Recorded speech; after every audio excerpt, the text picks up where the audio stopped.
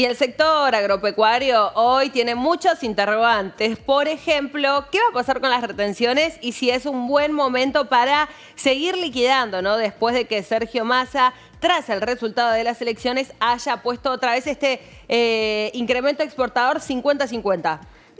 Donde pareciera que no. Pareciera que no porque no tenés, pareciera que no porque no tenés una superabundancia de liquidaciones. Sí lo necesario, pero la expectativa es que vas a tener un dólar más alto una vez que asume el nuevo gobierno, ¿no? Que lo dio un poco el termómetro, el anuncio del nuevo dólar tarjeta, turismo y ahorro. Muchos dicen dólar tarjeta, pero es tarjeta, turismo, ahorro, ¿no?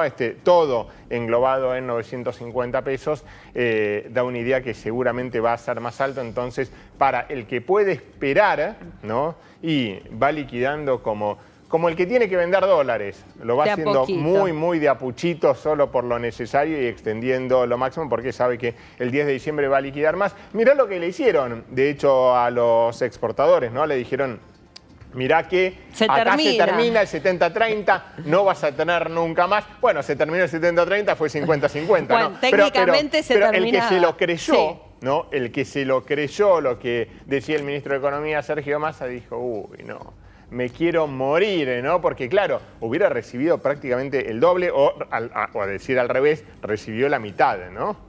Vamos a hablar con Carlos Etchepare, él es director periodístico del Canal Rural y analista del mercado de granos. Muchos interrogantes sobre este tema. Carlos, ¿cómo lo ves? ¿Cómo estás? Hola, buenos días. ¿Cómo están? Sí, es complejo tomar una decisión. Ahora, ayer se vendió bastante, se vendieron casi 100.000 toneladas de soja. Tengan en cuenta además que hay muy poca disponibilidad de mercadería y la gente vende únicamente, como bien decía Mariano, lo que va necesitando. Es como el dólar, ¿no? La gente que tiene mercaderías, tiene soja, tiene maíz, supone que tiene dólares y el que tiene trigo también. El trigo es el producto que más debería haber en este momento porque está la cosecha empezándose. Pero imagínate que en este marco de incertidumbre y con todas estas idas y vueltas del gobierno que se está yendo, es muy difícil tomar la decisión.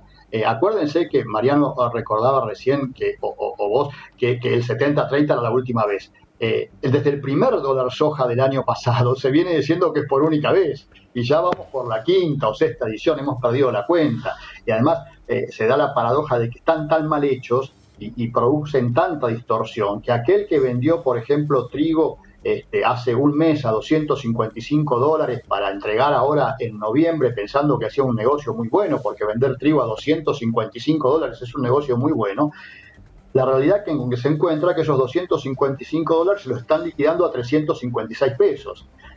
Con lo cual no llega a sacar ni 90.000 pesos y en cambio el que vende el trigo hoy está cobrando 130.000 pesos, 135, 140.000 pesos. Es decir, la distorsión es tan grande que la gente se ha paralizado mucho más y solo vende aquel que sabe qué va a hacer con los pesos, que ya tiene un destino fijo para los pesos, que tiene deuda, que tiene que pagar algún contrato de alquiler de tierras o que puede comprar algún insumo o cancelar alguna deuda. Pero de todas maneras hay que ser claros, tampoco queda tanta mercadería, es decir, el único producto que va a aparecer en los próximos días es el trigo, la cosecha está avanzada en un 30%, habrá 13, 14 millones de toneladas de trigo, es decir, que hay 3 vendidas y el resto falta vender, pero después soja no queda muy poquito y hay que esperar hasta abril del año próximo para que aparezca soja, y maíz con suerte también, abril o mayo aparecerá. Por lo tanto, no hay tanto para generar dólares desde el sector en el corto plazo. Y después está la incertidumbre que te genera. Bajan los derechos de exportación, pareciera que en lo inmediato no, y la unificación del tipo de cambio, en qué momento llegará y en dónde se va a establecer el límite. Hasta hace 24, 48 horas creíamos que por ahí estaba en 650 pesos, que trascendió algo por allí, pero claro, cuando ves que ayer te ponen un tipo de cambio, como decían ustedes, turismo, tarjeta, lo que fuera, de 950 pesos, vos decís, a la pucha, esos 50 se queda corto. Ahora, ¿van a asumir el costo político de llevar un tipo de cambio oficial de 350 a 1000? Es lo que nadie sabe. Lo que pasa es que hoy el de 350, que de hecho ya está avanzando, ¿no? 356, igual el mayorista, el dólar minorista en 380 prácticamente, es inexistente, ¿no? Es Exacto. para importaciones que no le dan para importar, porque tenés un cepo importador, y es para tomar como referencia por ahí el precio del dólar turista, ahorro y tarjeta, nada más. Hoy es como que el dólar hoy es el dólar 1000 EI, ¿no? Que le dicen, pareciera haber una unificación cambiaria en este dólar 1000 EI, ¿no? Sí, tenés un dólar que va de 659, 660, que es esta combinación del 50-50, hasta los 1000, 1100, que es el tipo de cambio que pareciera que el mercado está dispuesto a asumir hoy. Habrá que ver qué es lo que pasa en el futuro. Lo que pasa es que si esto se da, suponte, el 11 de diciembre, vos estás hablando de vender una soja hoy a 240.000, 245.000 pesos, a pasarla a vender a casi 400.000 pesos, ¿no? Siempre son pesos. Hay que entender también que todo lo que sea ajuste formal del tipo de cambio, más allá de lo que ya está asumido por esta realidad que tenemos, es que también aumenta los costos, ¿eh? No hay que olvidarse de eso. Es decir, los costos en el campo están en un 50-60% dolarizados. Eso te iba a preguntar, ¿qué interrogantes hay, por ejemplo, sobre cómo va a funcionar el esquema de las importaciones, ¿no? Muchos insumos que se utilizan justamente son importados y la pregunta es qué va a pasar primero con la deuda comercial que ya está y que ya afectó en gran medida a los productores, y la otra gran pregunta, como decías, ¿a qué tipo de cambio, con qué condiciones, si va a tener en definitiva fluidez, ¿no? También. Bueno, eso dependerá de la forma en que aparezcan los dólares. Como sabes, este año tuvimos muchos problemas para importar y de hecho faltan insumos, faltan fertilizantes, faltan determinados tipos de insumos que están limitando la aplicación de tecnología en esta siembra que se está produciendo y en la futura evolución de la cosecha, porque no es inmediato, no es que el 11 de diciembre se va a transformar todo y aparecerán dólares y las importaciones y la mercadería aparecerá así. Vamos a tener una campaña afectada precisamente por la falta de insumos, por esta limitación que hemos tenido, no tanto en lo que significa el valor, sino fundamentalmente en lo que significa la disponibilidad de dólares. Veremos qué es lo que ocurre, porque te insisto, estamos esperando que los dólares aparezcan por lo que el campo tiene para liquidar. La verdad es que no hay.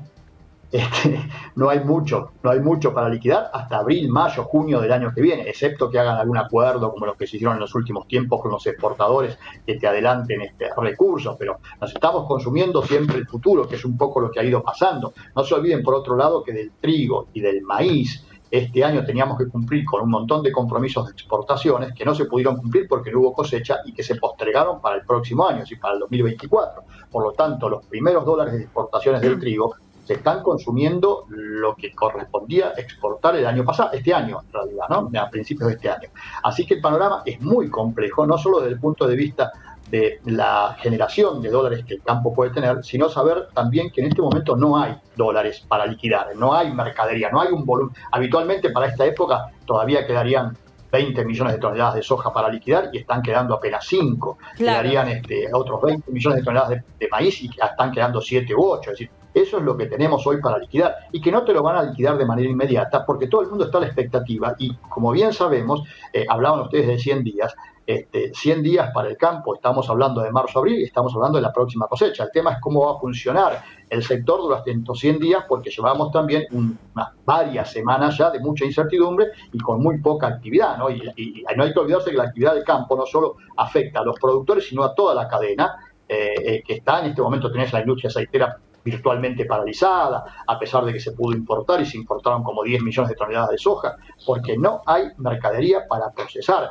La industria de lo que llamamos toda la alimentación animal, carne, todo lo que tiene que ver con la leche, carne de cerdo, pollos y demás, no consiguen maíz, no consiguen soja, porque no hay. Y después el otro impacto, habrá que ver si esto se libera rápidamente y se pagan los precios que deberían pagarse. Bueno, el consumo no tiene plata para consumir. Y hay actividades que dependen mucho más del consumo que de la exportación. La soja depende de la exportación, el trigo y el maíz también, pero la carne, por ejemplo, no, los pollos no, la carne de cerdo tampoco, la lechería tampoco depende de la exportación, depende primero del consumo. La exportación ayuda, pero hoy lo que la gente tenga en el bolsillo para consumir va a ser determinante para ver el nivel de precios que se va a establecer una vez que se intente regularizar las distintas variables de la economía. Bueno, y justamente con este dólar de 50-50, lo primero que se dice es, bueno, va a tener un impacto sobre los precios, ¿no? Como tuvo con el dólar 70-30, evidentemente tiene un impacto sobre los precios. Bueno, tenés un aumento del precio de la harina, ¿no? También. Bueno, ahí tenés otro tema, porque no hay que olvidarse que quien sabe esto es mucho más del interno del sector, pero hay una realidad. Tanto los precios de la harina de trigo como el precio de los aceites están contemplados dentro de un fideicomiso que en su momento armó el gobierno y que se le está descontando del precio que reciben los productores parte para fondear ese fideicomiso que después se le paga a la industria molinera y a la industria aceitera, con el argumento de que con esto no iban a aumentar los precios.